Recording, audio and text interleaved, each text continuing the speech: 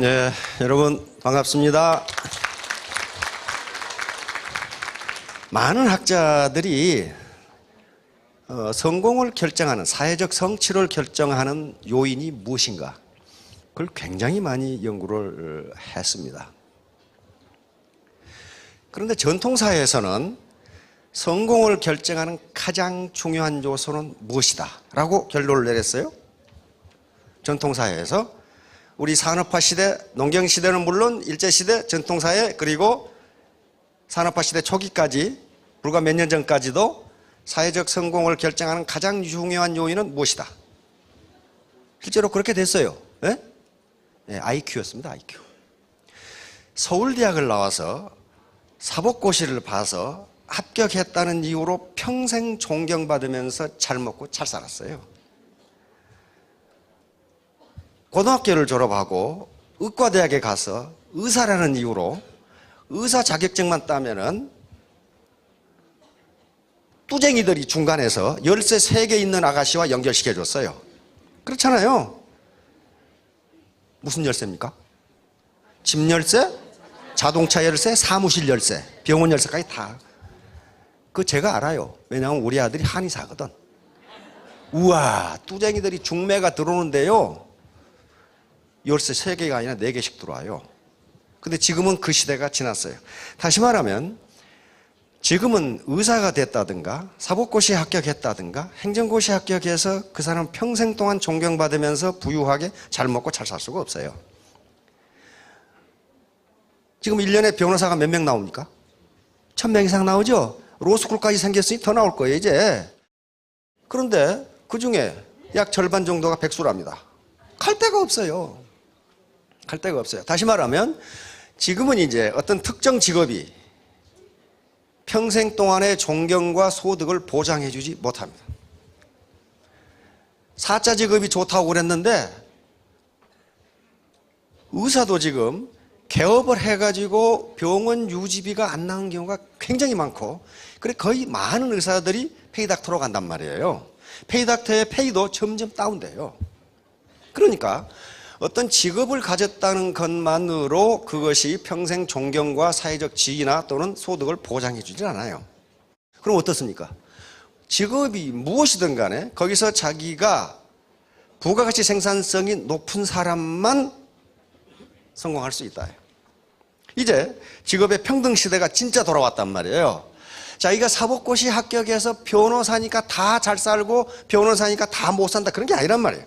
변호사 중에서도 굉장히 생산성이 높은 사람은 지금도 사회적으로 존경받고 잘 먹고 잘 살아요. 그러니까 교수도 마찬가지고 의사도 마찬가지고 다 사자가 다 그래요. 그런데 소득이 다 똑같은 데가 있는데 그게 애터미의 판매사예요. 그거만은 아주 틀림없이 똑같아요. 왜 그럴까요? 혼자 능력으로 하는 것이 아니기 때문입니다. 그러면 이제 IQ 말고 성공을 결정하는 요인이 뭔가 있다고 얘기한단 말이에요. 예. IQ 말고, 그건 우리나라 학자들이 연구한 게 아니고 미국에서 연구한 거니까 벌써 70년대에 그 연구가 이루어졌단 말이에요. 그게 감성지능입니다. 감성지능. 다시 말하면 사회성, IQ가 좀 더 중요하지 않다가 아니에요.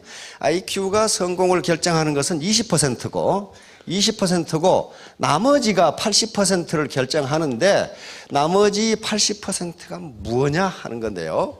그 중에 가장 중요한 인자가 바로 감성지능입니다. 감성지능이라고 하는 거란 말이에요. Emotional Intelligence 또는 Emotional Quotient라고 하는 건데, 감성지능 또는 이걸 좀 더 발전시켜서 사회지능, Social Quotient 또는 Social Intelligence라고 그래요. 그럼 그게 뭐냐 하는 거예요. 그게 뭐냐 하는 거예요. 이게 요 감성지능 그리고 사회지능이 애터미 사업을 결정하는 결정적 요소예요. 그게 뭔가를 가르쳐 드리겠다는 거예요. 가르쳐 드리는데 그건 나도 아는데 다 알아요. 아는데 왜 실천 안 해요? 그럼 아는데. 아는 걸 실천하는 게 뭐냐면 감성지능이에요. 어떤 잘난 체 하기를 좋아하는 사나이가 있었어요. 아는 체, 잘난 체, 신사인 척 하는 속물을 영어로 스납이라고 그러죠. 스납. 이 스납 같은 사나이가 있었어. 아주 똑똑한 체하고 목에 힘주고, 이 사나이가 저녁에 꿈을 꾸고 평소 자기가 존경하는 또 다녔던 사찰에 절에 고매한 스님한테 가서 꿈 해몽을 부탁을 했습니다. 꿈 해몽을 부탁을 했으면은 해몽사한테 맡겨야지 자기가 해몽을 했어요. 스님, 제가 저녁에 꿈을 꾸었는데 많은 사람들이 저에게 돈을 바치면서 절을 했습니다. 저는 아마도 전생의 왕이었거나 득도한 도사임에 틀림없습니다. 이렇게 자기가 꿈 해몽으로 간 녀석이 자기가 해몽을 했단 말이에요. 근데 그걸 들은 스님은 옳다, 이 자식 버리장머리를 고쳐놔야 되겠다. 평소에 잘난 척 하더니 선생님 그런 꿈을 꾸셨습니까? 예, 제가 전생에 왕이었거나 특도한 도사였죠. 그러니까 이 고매한 스님이 아닙니다, 돼지 대가리였습니다. 그것도 삶은 돼지 대가리였습니다. 돼지 대가리 저런 분 계시죠? 그러니까 잘난 척 하다가 삶은 돼지 대가리가 된 거예요. 다시 말하면 성공의 애터미 사업의 성공의 가장 중요한 요소 중에 하나가 겸손입니다. 겸손이에요. 겸손. 자기가 잘난 척하면요, 휴밀리티. 잘난 척하면 절대로 성공할 수 없습니다. 왜 그런지 하면은 왼쪽으로 한번 보십시오. 재심 합력이라고 되어 있죠. 이거 아니고 가지런할 제자, 마음심자, 힘을 합해서, 이걸 슈퍼 시너지 오브 유나이티드 하트니까 하트가 마음이 하나가 되면 여기서 시너지가 나오는데, 시너지 효과가 나오는데 보통 시너지가 아니고 슈퍼 시너지라는 거예요. 슈퍼 시너지. 시너지는 1 플러스 1은 2가 이게 정상적인 산술인데, 시너지 효과는 1 플러스 1이 3도 되고 5도 된다, 그런 얘기거든요. 5도 된다. 그러면 요 1 플러스 1이 정상적으로 하나의 초유기체가 돼야 그게 가능해요. 절대로 그 중에 똑똑한 놈이 하나가 있으면 다 깨져. 다 깨져요. 아까 전에 그 신사인 척 하는 속물, 스납이 있으면 다 깨져요. 혼자서는 도저히 월천댁 월천남이 되기가 힘들어요. 지금 이렇게 라레를 이렇게 해서 이제 판매사가 된다. 판매사까지는 똑똑하면 혼자 발에 불나듯이 뛰어서 판매사까지 될 수도 있어요. 그러나 그 이상의 직급, 그 이상의 소득이 되기 위해서는요, 요 사람들, 일정 규모의 사람들이 하나의 초유기체를 형성하지 않으면 안 돼요. 여기 뭐하러 여기 박혀 있습니까? 뭐하러 박혀 있어요? 우선 첫째 목자가 돈이잖아요. 돈인데 요 인간 네트워크이기 때문에 인간관계가 더 중요해요. 인간관계가 더 중요하단 말이에요. 만약에 혼자서 돈을 벌려고 뛰면은 돈을 투입해야 된다고요. 돈을 써야 돈이 나올 거 아니에요, 혼자 뛰면은. 그러나 이런 일정 규모 이상 사람들이 하나의 초유기체를 형성해서 인포메이션을 교환하면은, 정보를 교환하면은 누구에게 PV를 어떻게 줄 것인가 하는 인포메이션을 교환하면은요, 돈 없이도 돈을 벌 수가 있어요. 그게 슈퍼 시너지예요. 유나이티드 하트란 말이에요. 그러기 위해서는 개인이 죽고 어떻게 됩니까? 하나의 유기체 속으로 자기가 들어가줘야 돼요. 내가 누군데?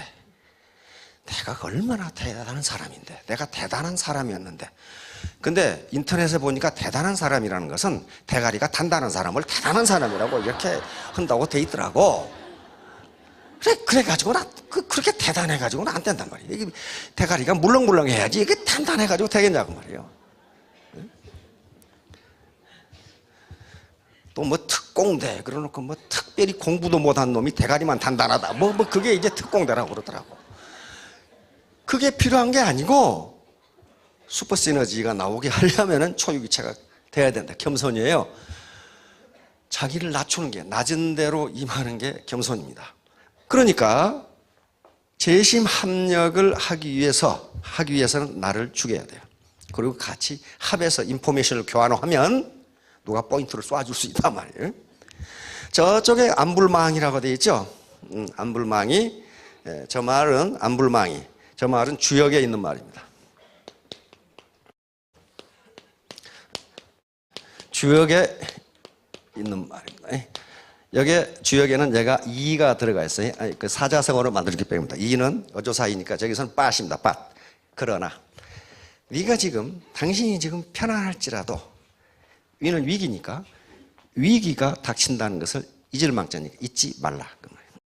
여기까지 오셨다는 것은요 굉장히 편안한 상태입니다. 나는 지금 살기가 불편한데 그래도 여기까지 오셨다는 것은 어떤 방법으로 오셨다는 것은 뭐 다리가 불편하건 발이 손이 불편하건 오셨다는 것. 그리고 여기에 앉아서 강의를 들었을 수 있다는 것은 편안한 겁니다. 편안한 상태예요. 나중에 자기 몸을 기동 못하고 누군가가 도와주지 않으면 움직일 수 없을 때 그때가 위기예요. 그때가 위기라고요. 지금은 여러분 개인이 지금 돌아다닐 수 있잖아요. 그렇죠? 이동할 수 있어요. 이동할 수 있는 자유가 있단 말이에요. 그리고 강의를 들었을 수 있는 능력이 있단 말이에요. 이게 편안한 거예요. 이 편안한 상태가 계속 되리라고 누가 보장합니까? 언젠가는 위기가 닥쳐요. 거기다가 의사들이 쓸데없는 노력을 해가지고 120살 때까지 살면은 어떡할 거냔 말이에요. 어제 뉴스 나오는 거 보니까 우리 국민들이 수명이 10년 연장됐죠? 연장됐는데 역시 아픈 기간도 10년이 연장됐대요. 그러니까 10년간 골골하다 한단 말이에요. 왜냐하면 의사들이 생명을 유지하는 기술은 탁월하거든. 낫게 하지는 못해. 낫게 하지는 못하는데 안 죽게 만든다는 기가 막힌 능력을 가지고 있단 말이에요 지금. 그러니까 10년간 골골, 이게 위기예요. 내 혼자 이동할 수가 없어. 내 혼자 생각할 수도 없고 내 혼자 밥을 먹을 수도 없고 화장실에 갈 수도 없다. 이게 위기가 닥친다는 것을 잊지 말라. 그럼 지금 어떻게 해야 되겠어요? 내가 편안한 시기, 내 몸을 내가 건사할 수 있을 때 그때를 대비해서 뭔가 경제적인 여유를 축적해 놔야 되겠죠. 그러니까 보태면 말고 되면 좋고 안 되면 말고 그게 아니에요. 그럼 어떻게 하는가? 포기하지 말고 버티세요. 버티면 돼요. 이게 감성지능입니다. 인내요, 인내. 감성지능 중에 가장 중요한 요소 중에 하나가 인내입니다. 인내. persistence, patience. 인내란 말이에요. 그러니까 그 인내가 인생의 성공과 무슨 관계가 있는지 하는 것을 보려고 합니다. 인내가 인생의 성공과 무슨 관계가 있는 건지. 이건 아주 미국에서 이루어진 실험인데 이 실험이 지금도 계속되고 있어요. 60년 말에서 70년, 그러니까 69년부터 시작해서 70년 초에 끝난 실험인데 4살 먹은 어린아이, 보육원의, 유치원의 어린아이 600명을 대상으로 한 실험입니다. 600명을 대상으로 실험인데 지금도 그 사람들이 몇 세가 됐습니까 이제? 70년에 시작해 그때 4살이었으니까 지금 40대? 40대 중반 내 중후반이죠. 이 사람들 그 실험에 4살 때 참가했던 애들을 지금도 추적하고 있어요. 이들이 어떻게 살아가는지를. 무슨 실험이냐 하면은 이 4살 꼬맹이들 앞에 우리 같으면 솜사탕, 마시멜로라고 하는 미국 어린이들이 가장 좋아하는 달콤한 사탕이 있어요. 요 사탕을 주고 15분간 참느냐 못 참느냐 하는 실험이에요. 이걸 스탠퍼드 대학에서 했기 때문에 스탠퍼드 마시멜로 익스페리먼트라고 합니다. 그런데 15분 동안 참고 안 먹은 아이들과 그것을 15분 동안을 못 참고 먹은 아이들이 나중에 어떻게 되는가 하는 걸 추적조사하는 거예요. 추적조사하는 거예요. 내버려 뒀어. 내버려 뒀다가 고등학교 졸업할 때 조사했어요. 어떻게 사는가 얘들이. 그리고 대학 들어가서 지금 40대 사회생활을 하는데 이들이 사회적 지위가 어떻게 되고 연봉은 어떻게 되고 하는 것을 추적조사하는 겁니다. 아직 이 사람들이 죽지 않았기 때문에 아마 계속 평생을 추적조사할 겁니다. 지금은 스탠퍼드에서 하고 있고 지금 콜롬비아 대학에서 추적하고 있어요. 이놈들이 어떻게 살아가는지. 단 4살 때에 15분간 참았느냐 안 참았느냐 이것이 인생의 행로를 어떻게 결정하는가를 지금 추적하고 있는 거예요. 여러분들 한번 봅시다. 뭐 하는 건지.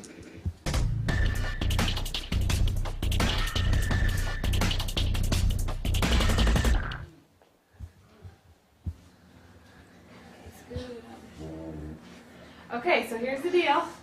There's a marshmallow. You can either wait, and I'll bring you back another one, so you can have two, or you can eat it now. So you can eat it now, or you can wait, and I'll bring you back two. Okay? I'll do. Okay, I'll be back.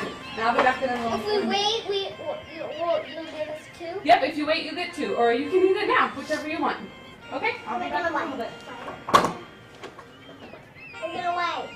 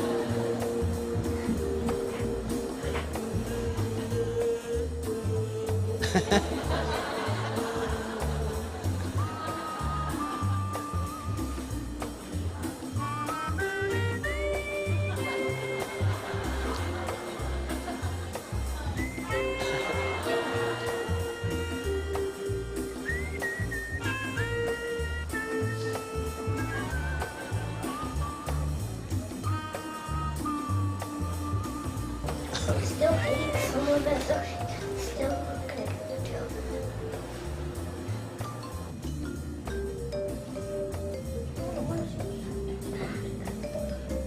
Let's see.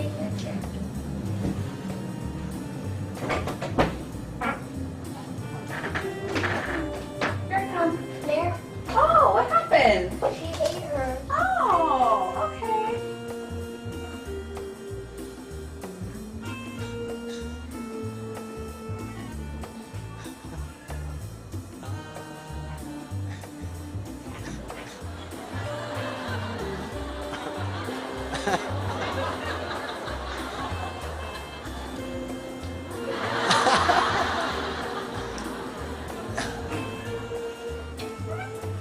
Hi, Hunter, you waited.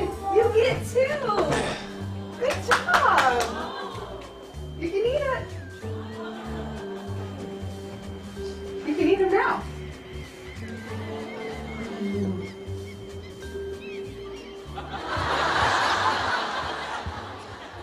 예, 여기 나오는 화면은 극히 일부입니다. 지금 600명을 대상으로 했기 때문에 이 아이들이 4살 먹은 아이가 15분을 참는다는 것은 엄청난 인내가 필요하답니다. 대부분 5분 이내에 다 먹어버렸어요. 끝까지 먹지 않고 견딘 애들이 3분의 1이었어요. 이걸 전부 600명이 어떻게 저것을 참는가를 전부 다 촬영을 했습니다. 그랬더니 참는 애들은 노래를 부르거나 안 그러면 뒤에서 걸어 다니거나 안 그러면 마시멜로를 안 보고 뒤를 보면서 혼자 자기 머리를 잡아다니거나 안 그러면 책상을 걷어차거나 다시 말하면 이런 식으로 참아 나가는 거예요. 이게 뭐냐면은 자극과 반응 사이의 공간이라고 하는 개념입니다. 자, 다시 말하면 마시멜로라고 하는 자극이 주어졌어요. 먹고 싶다. 그러면 내가 어떻게 반응하느냐, 먹을 거냐 참을 거냐는 누구 선택입니까? 내 선택이에요. 내 선택. 바로 이 내 선택이에요. 모든 사람은 자극을 받는데 이 자극에 내가 어떻게 대응하느냐가 인생의 성공을 결정한다는 거예요. 다시 말하면 동물은요, 자극과 반응 사이의 공간이 제로예요. 없어요. 아무리 주인이라도 밥 먹는 개를 건드려 보세요. 어떻게 됩니까? 바로 물어버려요. 생각할 틈이 없어요. 이건 우리 주인인데? 그 생각이 없어요. 그러나 인간은 자극과 반응 사이에 공간이 있습니다. 공간이 있는데 이 공간에서 사려 깊은 행동을 하느냐 안 그러면 동물처럼 즉각 반응하느냐에 따라서 인생의 성공이 결정된다는 거예요. 이게 지금 정신치료에 있어서 하나의 치료법입니다. 만족지연이라는 것은 바로 그 말이에요. Delayed gratification. 내가 15분을 참으면 15분간 참는 동안에는 마시멜로를 못 먹기 때문에 만족을 뒤로 밀어야 돼요. 그렇죠? 그런데 만족을 뒤로 미룬 결과는 어떻게 됐습니까? 소득 100%예요. 그렇잖아요. 수익률 100%가 돼요. 따라서 만족을 뒤로 지연시키느냐, 지금 당장 이 만족을 누리려고 하느냐에 따라서 사회적 성공 여부가 결정된다는 겁니다. 이게 감성지능이에요. 자, 현자들 말입니다. 자극과 반응 사이에는 공간이 있다. 그 공간에 우리의 반응을 선택하는 힘이 있다. 이게 최종 자유입니다. 우리가 선택한 그 반응에 우리의 성장과 자유가 있다. 이 사람은 아유슈비츠, 유대인 정신과 의사입니다. 정신과 의사인데 바로 이 히틀러에게 끌려가서 아유슈비츠 이 수용소에서 자기 부인, 예쁜 부인, 부모, 누이까지 다 죽었던 사람이에요. 이 사이에서 최종적으로 이 사람이 살아남은 것은 자극과 반응 사이. 나치는 저렇게 나에게 자극을 하지만은 이 자극에 내가 어떻게 선택하느냐 하는 것은 나치도 통제할 수 없다는 거예요. 그래서 살아남았어요. 그래서 살아남았어요. 운명은 외부에서 오는 것처럼 보이지만 실은 우리 자신의 마음으로부터 비롯되는 것이다. 내가 어떻게 반응하느냐는 거예요. 나약한 마음, 게으른 심성, 부정적인 습관이 나쁜 운명을 낳고 용기와 지혜, 남을 돕는 이타성, 긍정적인 습관이 좋은 운명을 낳는다. 다시 말하면 내가 외부에 어떻게 반응을 하냐에 따라서 내 운명이 결정된다. 벌써 2000년 전에 이런 얘기를 했어요. 그러니까 인간의 재능은 성공을 결정하지 못한다. 사람다울 수 있는 힘은 그 의지에 있는 것이지 재능이나 이해력이 있는 것이 아니다. 아무리 재능이 많고 이해력이 풍부하다 하더라도 실천력이 없으면 아무 일도 할 수 없기 때문이다. 의지가 운명을 만든다. 미국의 사상가입니다. 에머슨이죠. 그러니까 의지라는 게 바로 감성지능이에요. 의지가 약하냐 강하냐, 참을 수 있느냐 없느냐, 이게 감성지능이란 말이에요. 그 다음에 기둥이 약하면 집이 흔들리듯 의지가 약하면 생활도 흔들린다. 즉 의지가 감성지능의 굉장히 중요한 요소입니다. 어떤 위대한 일도 열정이 없이 이루어진 적이 없다. 에머슨이죠. 유식한 바보야말로 무식한 바보보다 더욱 바보다. 아까 대단한 사람이 여기에 속하는 거예요. 왜 살아야 하는지를 아는 사람은 그 어떤 상황도 견뎌낼 수 있다. 니체가 한 말, 이 말을 보고 이 사람이 살아남았어요. 내가 살아야 할 의미가 아무것도 없는 것 같은데 나는 살아서 이것이 인간의 정신병 치료에 어떻게 영향을 주는지를 기록해야 되겠다고 하는 의미를 찾았어요. 그래서 이걸 바꾸면 어떻게 됩니까? 왜 부자가 되어야 되는지를 아는 사람은 그 어떤 상황도 참을 수 있다. 자기가 왜 성공해야 하는지, 왜 부자가 되어야 하는지 그 의미를 모르는 사람은 중도에 포기한다. 중도에 포기한다. 조그만 좌절이 있으면 포기한다. 자, 미셸 교수가 했는데 요게 지금 당장의 만족, 당장의 자극은 마시멜로를 먹는 거예요. 근데 이 순간적인 당장의 만족을 뒤로 15분간 연기시켰어요. 지연시켰어요. 딜레이 시켰단 말이에요. 이때 얻은 소득 100%예요. 모든 게 그렇게 되어 있다는 거예요, 인생에. 예를 들면 고등학교에 들어간 학생이 나는 A대학 B학과에 들어가겠다라고 결심을 했으면 3년 동안 만족 지연을 시켜야 돼요. 보고 싶은 TV 안 보고, 영화관에 안 가고, 하고 싶은 데이트 안 하고, 자고 싶은 잠 덜 자고, 가고 싶은 야구장 안 가고, 그렇게 해서 만족을 대학 시험 다음으로 물려야 된다고요. 그렇게 하지 않고 순간적인 만족을 인조이하면 자기가 원하는 목표 달성 못합니다. 만족 지연을 반드시 시켜야 돼요. 자극과 반응 사이의 공간이라고 한 말을 요분이 한 거예요.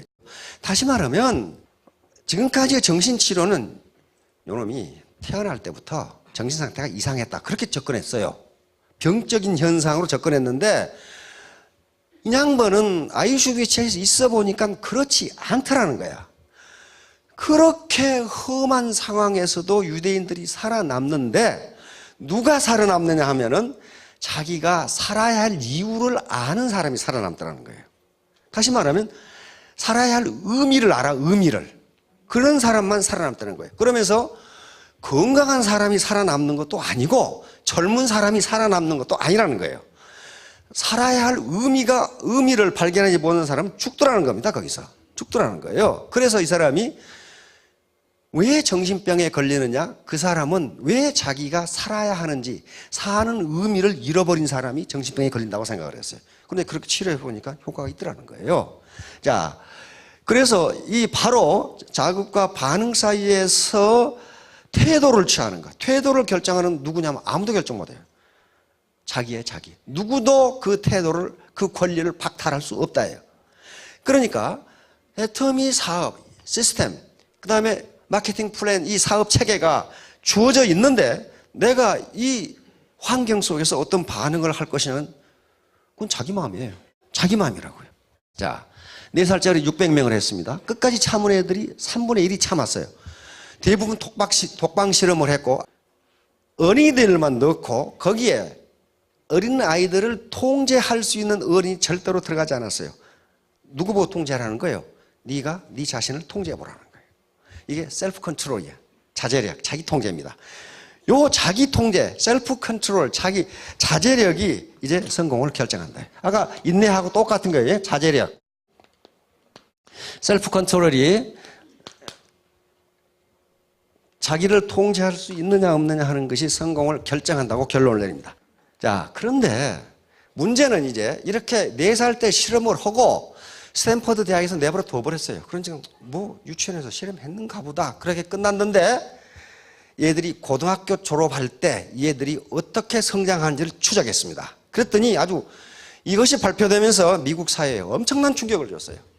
아, IQ가 인생의 성공을 결정하지 않는구나. 어떻게 됐냐면요. 참지 못한 아이들은 마시멜로만 이렇게 보고 있어. 그러다가 5분 지나니까 다 먹어버려. 참은 아이들은 다른 생각을 해요. 다른 생각을.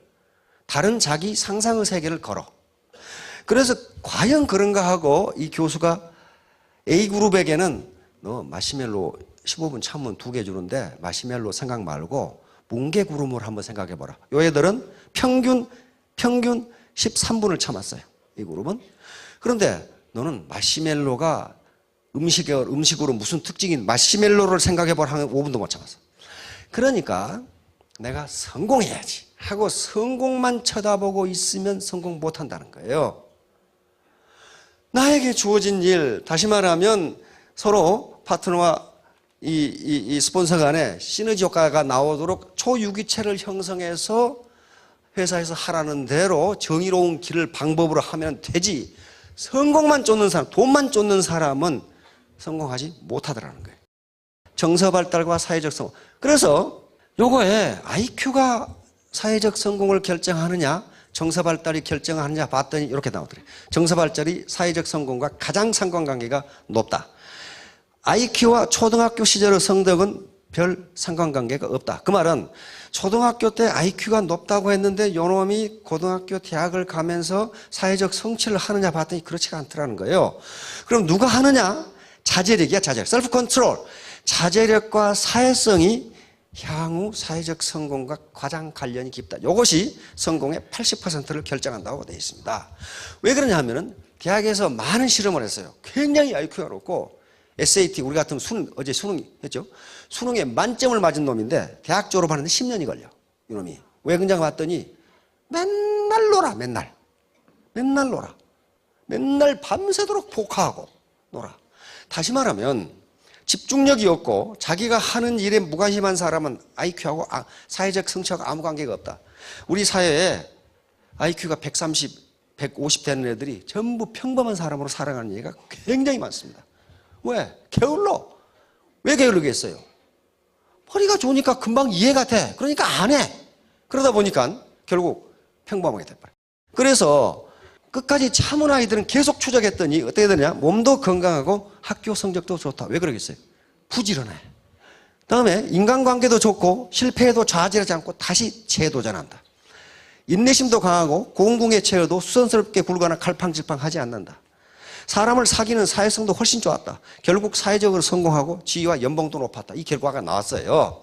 못 참은 아이들은 상대적으로 불안한 심리 상태고 대인 접촉을 피하는 경향이 있고 스트레스를 받으면 후퇴하거나 정치 이렇게 맨날 다투고 이런 현상이 빚어졌어요.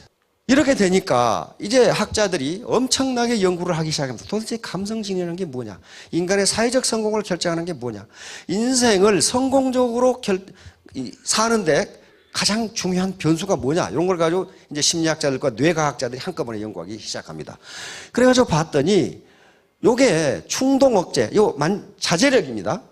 만족 지연이라고 하는 것이 요 다이어트부터 시작해서 의사가 되는 공부까지 전부 작용하더라.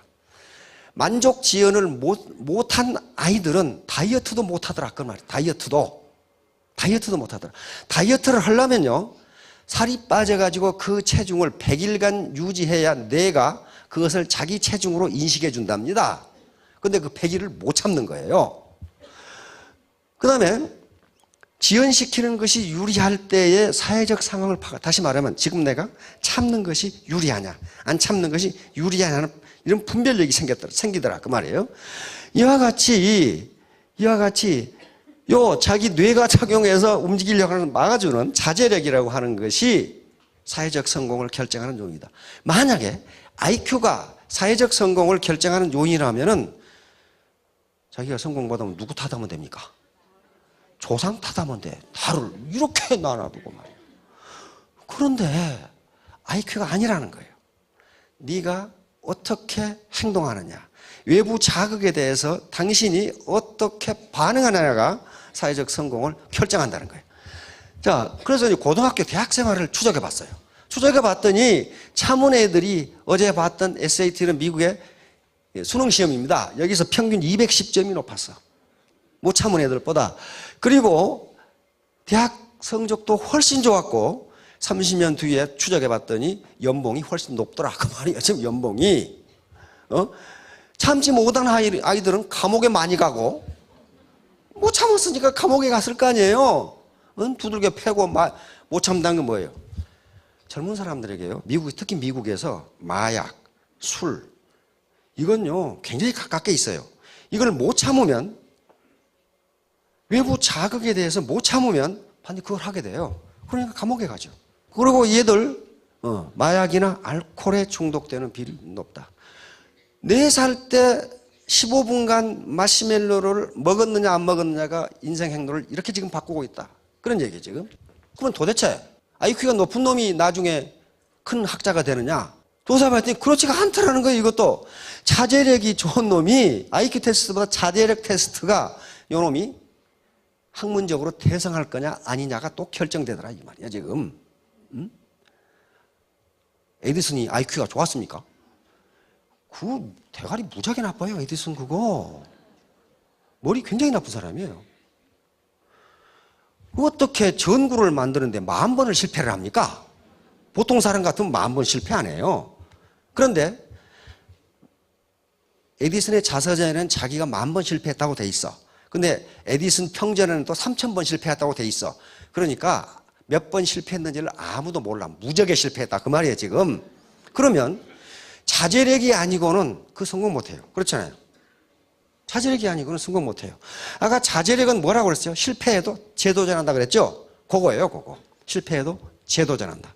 그래서 바로 자제력과 성취가 밀접한 관계가 있다. 모든 학문 분야뿐만 아니고 인간관계, 사업의 성공에서 모두 자제력이 성공의 80%를 설명한다. 이렇게 돼 있어요, 지금.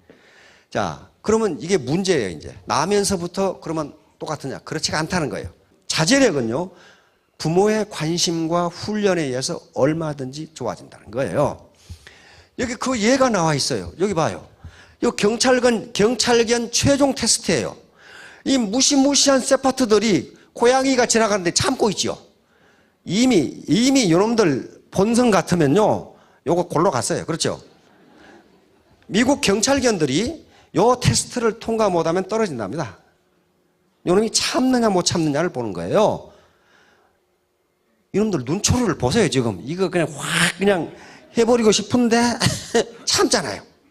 여기서 통과해야 경찰견으로 합격이 돼요. 그러면 개도 자제력 훈련이 가능한데 인간이 그게 안 된다면 그건 개만 또 못한 거 아니에요 지금. 그럼 된단 말이에요. 훈련이 자제력이 참으면 된단 말이에요, 그게. 그러니까 이게 도박하는 게, 애터미 같은 배팅하는 것은 자제력 부족이에요, 그 사람은. 지금 패 쪼고 있잖아요. 그 다음에 뭐예요? 뇌물 받는 거죠. 우리 야구선수 뒷구멍. 그러다가 어떻게 됐습니까? 강모 농구 코치. 평생 제명됐지요. 이거 어떻게 되는 거예요? 그러니까 애터미 사업에서 소탐 대실은 자제하지 못하고 배팅이나 차명 등록, 라인 이동, 회사나 스폰서, 파트를 음해하는 행위들은 자기에게 눈앞에 이익이 올 것 같아서 저러는데 결국 같이 죽는다. 같이 죽는다. 인내, 고진감래. 바로 이 자제력입니다. 우리 속담에 고진감래 그거 있죠? 쓴 것이 다 하면 단 것이 온다. 공짜 점심은 없다. 다시 말하면 애터미 사업에서 성공하는데 공짜로 되는 것이 아니다. 이 꼴, 저 꼴, 또 무슨 꼴이라고 그랬지? 별꼴을 다 참아야 돼요. 그렇게 참으면 어떻게 됩니까? 아스팔트에서 이거 나오죠. 아스팔트를 뚫고 올라와요.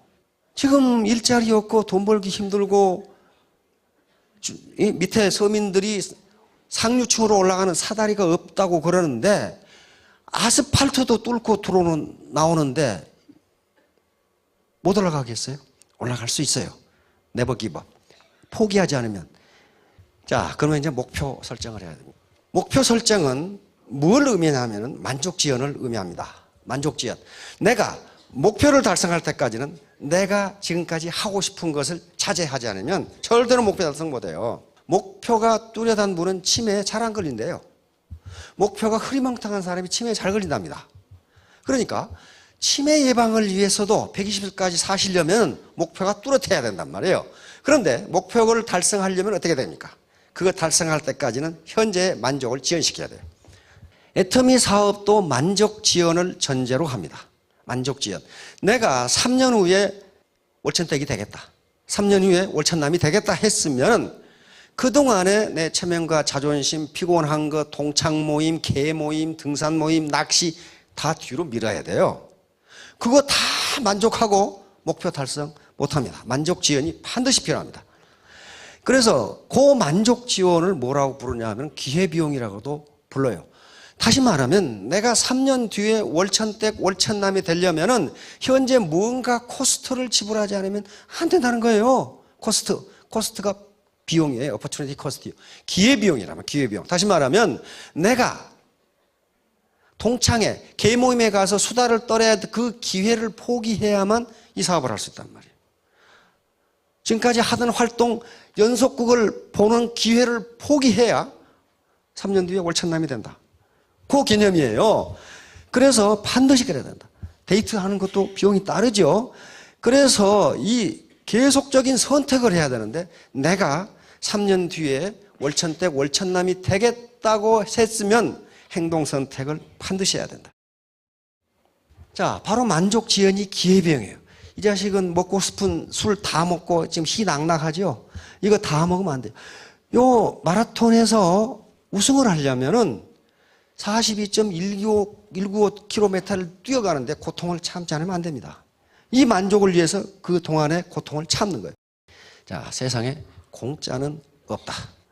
공짜 점심은 없다. 다시 말하면 3년 뒤에 월천댁이 되려면 반드시 코스트를 지불해야 된다. 이 말이 미국에서 많이 쓰는데 다음 그림 한번 줘보실래요? 이렇게 탄스타플 또는 틴스타플이라는 말이 세상에 공짜 점심은 없다. 그 말이에요. 이게 무슨 말이냐면요.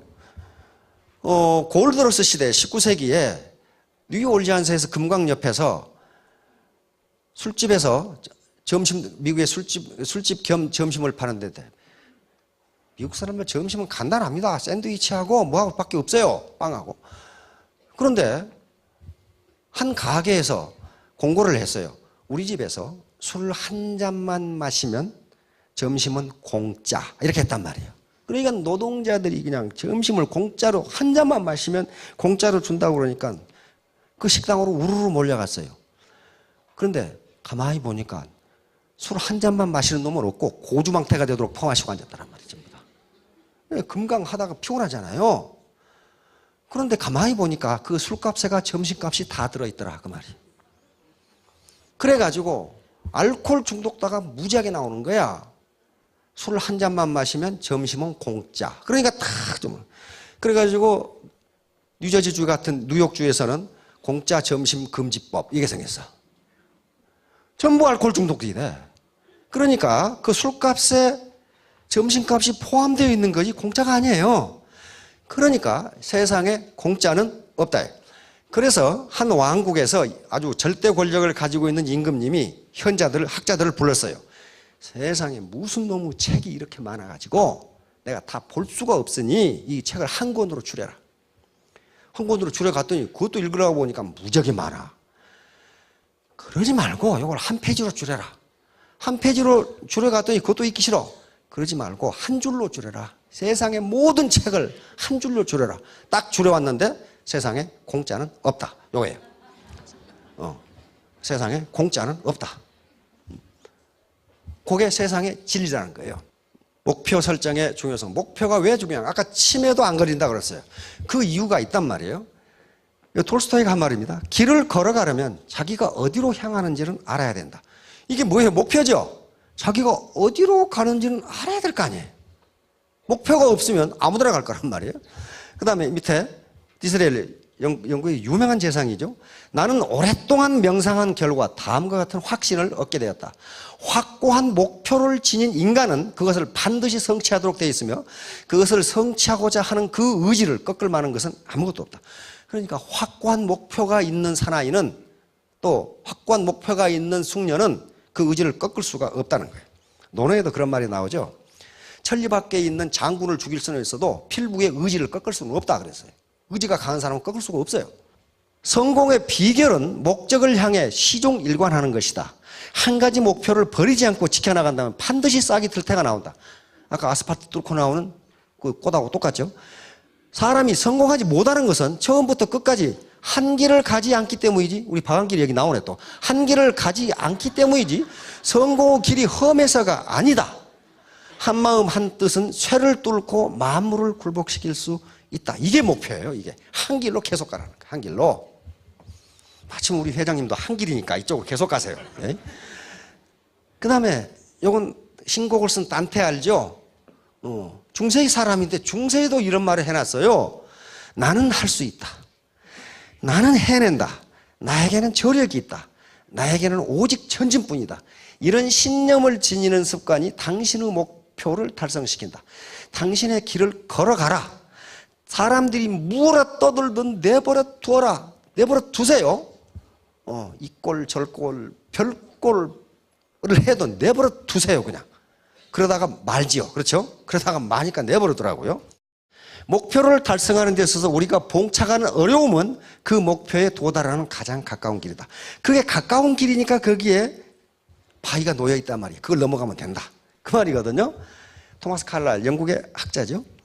아무리 약한 사람이라도 단 하나의 목적에 온 힘을 집중하면 성취할 수 있다. 반면에 아무리 강한 사람이라도 그 힘을 많은 목적에 분산하면 어떤 것도 성취할 수 없다. 이거 아까 애터미가 좋다는데 A사도 좋고 N사도 좋고 거기 가면 하나 팔면 돈 준다는데 이놈들은 안 주고 그렇게 하면 어때요? 흐트러지죠. 그렇게 되면 안 된다는 거예요. N사를 하든지 A사를 하든지 우물을 하나만 파라는 거예요. 주위에 물을 다 얻겠다고 1m짜리 샘 20개를 파봐요. 물 나오나요? 20m짜리 하나 파면 물 나와요. 그렇죠? 섹스피어. 일단 일에 참여하면 목표로 한 것을 성취할 때까지 손 떼지 말라.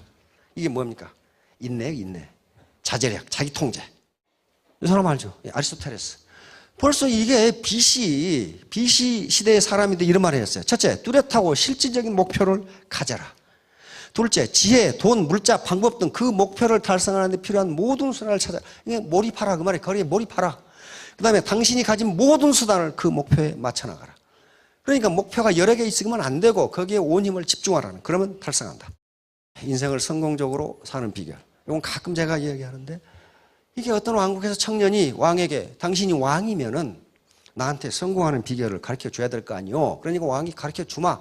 가르쳐 주는데 내가 이 포도주를 따라서 너 줄 테니까 요 시내를 한 바퀴 돌고 와라. 한 방울이라도 흘리면 너는 목을 베겠다. 이랬단 말이에요. 그래서 성공적으로 시내를 돌고 왔어요. 돌고 와서 네가 시내를 돌면서 뭘 봤느냐? 거지를 보았느냐? 못 봤습니다. 술 먹고 싸우는 소리를 들었느냐? 못 봤습니다. 청춘 남녀가 데이트하는 걸 봤느냐? 못 봤습니다. 노랫소리를 들었느냐? 못 들었습니다. 바로 그게 성공 비결이다. 네가 무엇인가 하나에 집중하면 옆에서 너의 일을 방해하는 소리가 들리지도 않고 보이지도 않는다. 너를 비난하고 그 다음에 너를 방해하는 사람이 들리는 것은 또 보이는 것은 네가 집중하지 않기 때문이다. 그 얘기예요 지금. 실제로 집중하면요 아무것도 안 들려요. 어린애들 장난감 가지고 놀 때 밥 먹으라고 해보세요. 듣지도 않죠? 그 집중하고 있는 거예요. 그게 몰입이에요. 자, 이제 목표를 설정해야 되는데 목표를 어떻게 정할 것인가. 스마트 원칙은 지금 대기업이나 그 다음에 공공기관에서 이렇게 하고 있습니다. 목표를 아무렇게나 정하는 게 아니고 스마트 원칙에 따라서 반드시 정해야 돼요. 스마트 S는 구체적으로 정해야 된다. 예를 들면 나는 영어를 잘하고 싶다. 이건 목표가 안 돼요. 뭐 잘하는 게 뭐예요? 나는 부자가 되고 싶다. 이것도 목표가 아니에요. 구체적으로 나는 토익 점수를 900점 이상 얻겠다. 이게 목표예요. 정확하게 해야 된다. 나는 부자가 되겠다가 아니고 나는 10억을 벌겠다. 딱 해야 된다. 두 번째, measurable, 측정 가능하게. 애매하게 해서는 안 된단 말이에요. 여기 나오죠? 나는 돈을 많이 벌겠다. 이건 목표가 아니에요. 그 많이가 얼마예요? 반드시 나는 한 달에 1,000만 원씩 벌겠다. 이렇게 목표를 잡아야 된다. 구체적으로 잡아야 된다. 다음, 액션 오리엔티드, 행동 지향적으로 해야 된다. 막연하게 해서는 안 되고 나는 열심히 사업을 하겠다. 이거 뭐 열심히가 뭔지 모르니까 나는 하루에 고객을 10명 만나겠다. 이렇게 정확하게 해야 된단 말이에요. 나는 부모님께 효도를 하겠다. 이게 목표가 되지 않고 행동지향적으로 나는 부모님께 매일 전화를 드리겠다. 이렇게 돼야 된단 말이에요. 자, 다음 리얼리스틱, 현실성 있게. 너무 황당무계한 목표를 잡는 사람이 있어.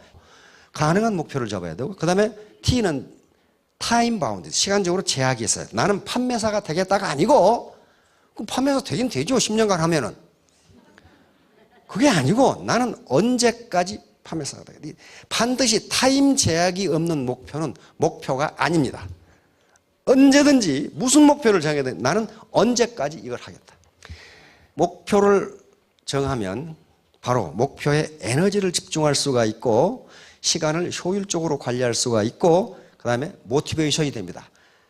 내가 나를 동기화시켜요. 그 목표를 달성해야지. 내가 하루에 고객을 10명 만나겠다. 정했으면 밤 2시가 되더라도 10명을 안 만나면 안 들어가겠다는 것이 모티베이션이에요.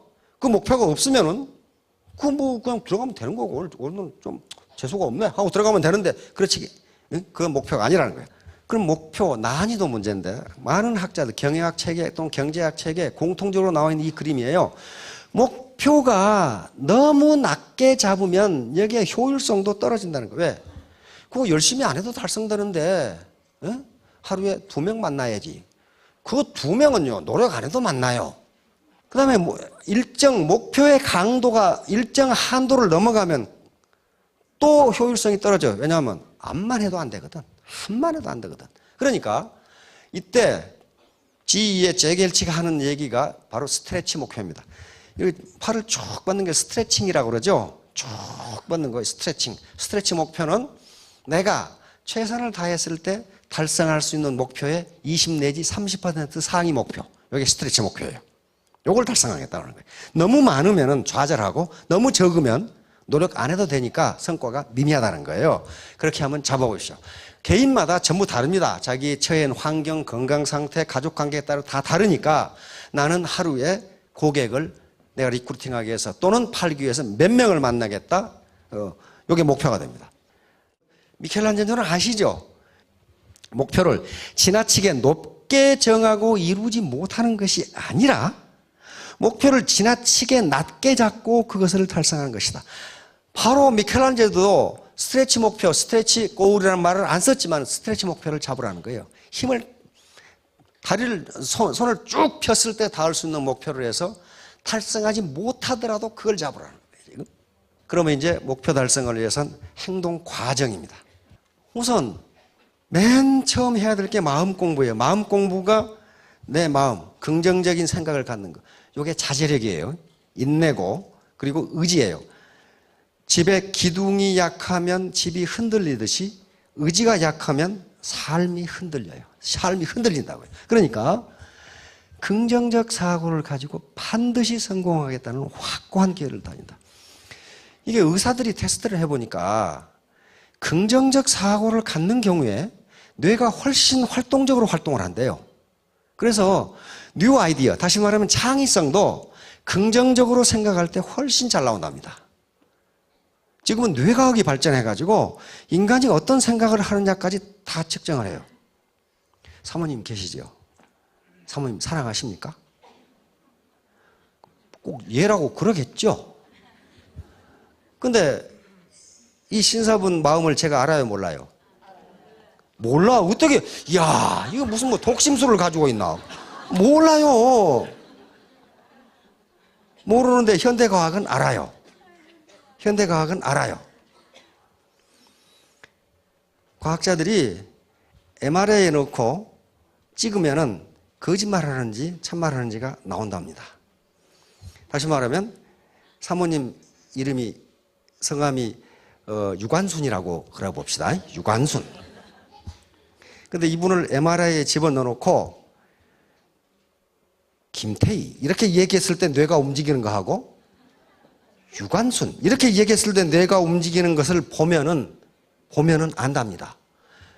다시 말하면 자기 부인에서 아무 관심이 없을 때는 뇌에서 움직임이 하나도 없대요. 근데 김태희 그랬더니 열심히 움직인다. 그러면 거짓말하고 있구나. 이게 들통난대요. 그 다음에 또 한 가지 방법은 피를 뽑아보는 방법이에요.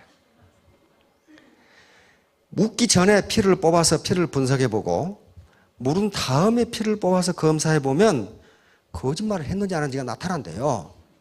그게 피의 면역 체계라든가 이게 달라진답니다. 김태희 그러니까 면역이 확 올라갔는데 유관순 그러니까 아무 변화가 없다. 그 말은 부인을 소 닭보듯 한다는 얘기거든. 그러니까 과거에는 한길 10길 물속은 알아도 한길 사람 속을 모른다고 그러는데 지금 다 알아. 그래서 근데 이 의사들이 긍정적인 사고를 했을 때 보니까 뇌가 활발하게 움직인다는 거예요. 누구를 헐뜯고 음해하고 했을 때는 이게 잘 안 움직인다는 거예요. 뉴 아이디어, 창의성이 나오질 않아요. 먼저 그러니까 긍정적인 사고를 하는 게 중요합니다. 두 번째는 목표 설정을 해야 돼요. 이게 현자들이 어려운 가운데서 성공한 현자들이 이구동성으로 하는 게 이거예요. 부자가 되겠다는 것을 구체적으로 정해라. 늘 얘기해요. 이걸 늘 얘기해. 왜냐하면 자기가 그렇게 해서 됐거든. 세 번째, 행동계획을 수립하라. 요거 목표만 정해가지고 아무 소용없어요. 행동계획 수립해야 되겠죠. 나는 하루에 몇 명을 만나지 않으면 집에 안 들어가겠다. 라든가 나는 1년 이내에 반드시 뭐가 되겠다든가 이 목표를 정하세요. 4단계는 그렇게 했더니 되냐 안 되냐 하는 거예요. 되냐 안 되냐. 만약에 요것이 안 됐다면 왜 안 됐는지 그걸 평가를 하고 분석을 해서 다시 한번 각오를 다지고 피드백 과정을 계속 거치는 게 이제 성공의 과정이에요. 다른 거 하나도 없어요. 우선 성공하겠다는 확고한 결심, 결의 요게 있고 목표를 잡고 이 목표를 어떻게 이룰 것인지 달성할 것인지 행동계획을 수립하고 됐는지 안 됐는지 주기적으로 평가해서 다시 한번 마음을 다지고 피드백을 계속해 나가는 과정. 그러면 성공합니다. 이게 무슨 하버드 나와야 됩니까? 하버드 안 나와도 되잖아요. 바로 자극과 반응 사이의 공간, 이걸 넓히시기 바랍니다. 국가에서 일자리를 창출해야 된다고 거창한 계획을 세우는데 그 사람들이 서민들에게 일자리 준 거 아니다. 일자리 준 게 아니다. 10억밖에 안 되는 자본금을 가지고 수천 명, 수만 명을 먹여 살리는 우리 박한길이가 애국자다. 내가 그랬거든. 박한길이가 누군데? 그런 사람이 있어. 내가 그랬거든. 그런 거 아니에요. 소득과 일자리를 주는 게 애국자지 거창한 계획 세워가지고 말이지 5만 명을 5만 명 어떻게 고용을 시켜요? 안 돼요. 고용은 누가 하느냐면 기업이 합니다. 그렇죠? 기업이 하는데 정부가 하는 게 아니에요. 그런데 저놈이 나를 무시할까? 무시 안 해요. 무시 안 씁니다. 무시 안 하고 존경도 안 해요. 그럼 뭐냐? 아무 관심 없어요. 아무 관심 없어. 생각해 보세요. 여러분 하루 여러분들이 만난 사람이 얼마나 많습니까? 그렇죠? 밖에 나가실 때 이거 따듬고 옷 이렇게 거울에 이렇게 비춰보고 그랬죠.